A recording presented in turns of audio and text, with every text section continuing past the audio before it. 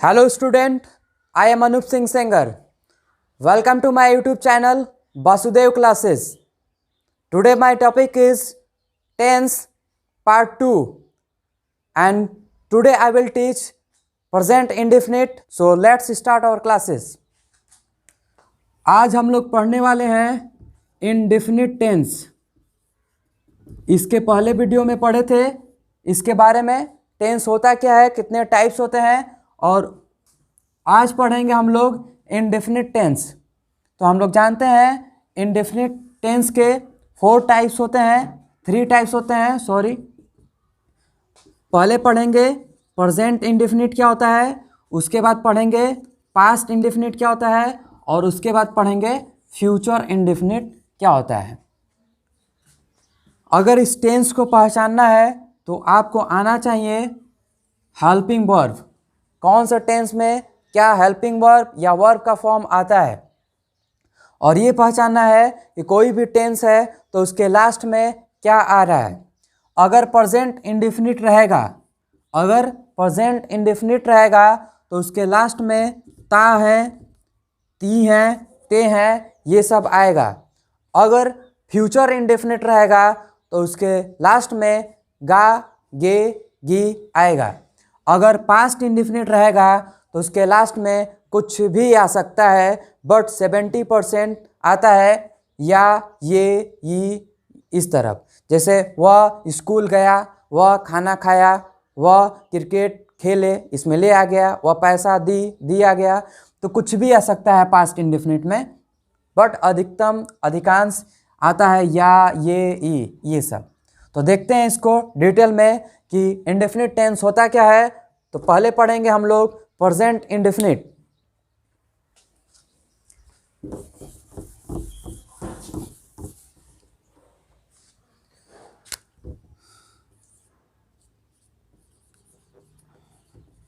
देखते हैं present indefinite, और प्रेजेंट इंडेफिनिट में देखेंगे इसका अफर्मेटिव।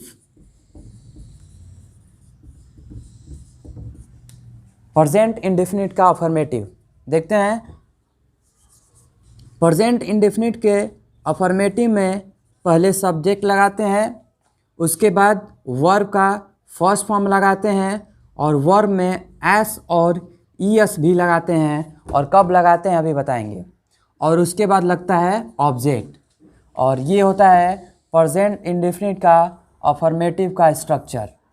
सब्जेक्ट प्लस वर्ब का फर्स्ट फॉर्म एंड वर्ब में एस और ईएस एंड प्लस ऑब्जेक्ट, और इसका हिंदी निकलता है ता हैं, ती हैं, ते हैं, ये सब।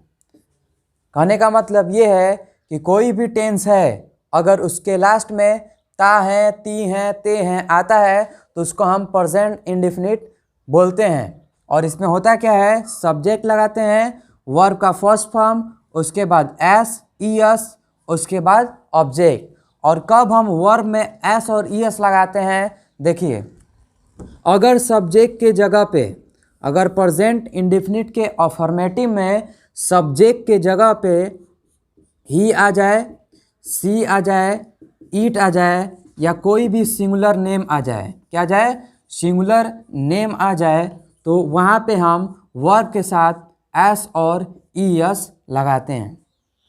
ठीक, जैसे वह विद्यालय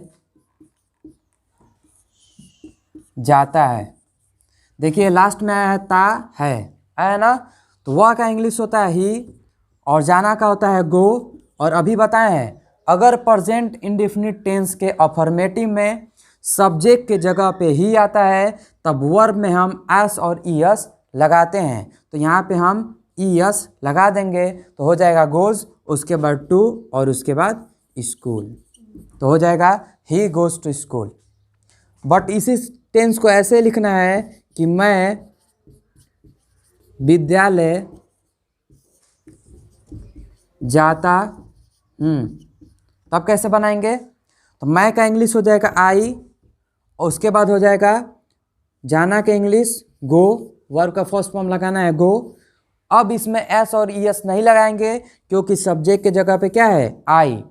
अगर प्रेजेंट इंडेफिनिट का फॉर्मेटिव में सब्जेक्ट के जगह पे ही, सी, इट या कोई भी सिंगुलर नेम मतलब एक नाम आएगा तभी हम वर्ब में एस और ईएस लगाएंगे, अन्यथा नहीं लगाएंगे। तो यहाँ पे आई है इसलिए गो वर्ब का फर्स्ट फॉर्म हो गया, उसके बाद टू और उसके बाद विद्यालय का school, I go to school. बात समझ में आया? जैसे बोलना है कि वह पत्र लिखता है। यहाँ पे देखिए ता है, यहाँ पर भी आया था ता हूँ, ठीक। तो ये हो गया प्रेजेंट इंडेफिनिट। वह का इंग्लिश होता है ही और लिखना का होता है राइट, और सब्जेक्ट के जगह पे ही आया है तो राइट में हम एस लगा देंगे, हो जाएगा राइट्स। उसके बाद पत्र का होता है लेटर, ही राइट्स लेटर। ये हो गया प्रेजेंट इंडेफिनिट का अफर्मेटिव। Please note down.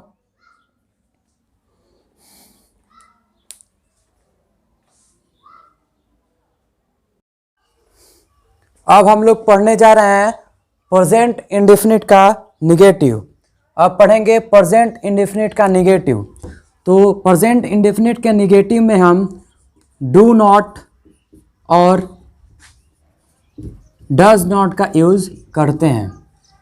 इसका स्ट्रक्चर होता है सब्जेक्ट, उसके बाद डू नॉट, उसके बाद डज नॉट और उसके बाद वर्ब का फर्स्ट फॉर्म और उसके बाद ऑब्जेक्ट।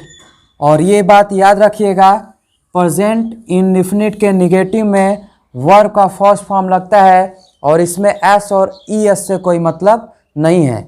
प्रेजेंट इंडेफिनिट के अफर्मेटिव में ही एस और ई एस से मतलब रहता है और इंडेफिनिट में नहीं लगाना है, सिर्फ वर्ब का फर्स्ट फॉर्म लगा देना है और डू नॉट डज नॉट लगाना है। अगर सब्जेक्ट की जगह पे ही रहेगा, सी रहेगा, इट रहेगा या कोई भी सिंगुलर नेम रहेगा तो वहाँ पे हम डज नॉट लगाएंगे। अगर सब्जेक्ट के जगह पे यू रहेगा, दे रहेगा, वी रहेगा या कोई भी प्लूरल नेम रहेगा तो वहाँ पे हम आई भी रहेगा तो वहाँ पे हम डू नॉट लगा देंगे, ठीक। जैसे देखते हैं कि मैं क्रिकेट नहीं खेलता हूँ। तो मैं का इंग्लिश होता है आई और आई के साथ लगेगा डू नॉट और उसके बाद खेलना का इंग्लिश होता है प्ले और उसके बाद क्रिकेट, तो हो जाएगा I do not play cricket. अगर प्रेजेंट इंडेफिनिट का निगेटिव पढ़ रहे हैं तो वहाँ पे हम डू नॉट और डज नॉट लगाएंगे, उसके बाद वर्ब का फर्स्ट फॉर्म। जैसे मैं क्रिकेट नहीं खेलता हूँ तो मैं का इंग्लिश हो जाएगा आई, उसके बाद क्रिकेट का हो जाएगा, पहले लगाएंगे डू नॉट, उसके बाद वर्ब का फर्स्ट फॉर्म खेलना प्ले, उसके बाद क्रिकेट का English cricket, I do not play cricket. जैसे दूसरा सेंटेंस है वह अंग्रेजी नहीं बोलता है। तो यहाँ पे वह का इंग्लिश होता है ही और ही के साथ लगेगा डज, उसके बाद नॉट और बोलना का होता है क्या, स्पीक और उसके बाद English, he does not speak English. देखिए ये प्रेजेंट इंडेफिनिट का निगेटिव है। वह का इंग्लिश हो गया ही, पहले सब्जेक्ट लगाना है, उसके बाद डू नॉट और डज नॉट लगाना है तो ही के साथ डज नॉट लगेगा, उसके बाद वर्ब का फर्स्ट फॉर्म, तो यहाँ पे वर्ब है बोलना और बोलना का इंग्लिश होता है स्पीक और उसके बाद object English, he does not speak English. ये हो गया प्रेजेंट इंडेफिनिट का निगेटिव।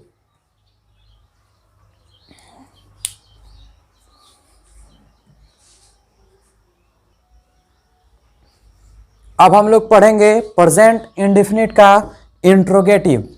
हम लोग जानते हैं कि इंट्रोगेटिव के दो टाइप्स होते हैं, एक होता है यस नो टाइप इंट्रोगेटिव और एक होता है WS टाइप इंट्रोगेटिव, ठीक है।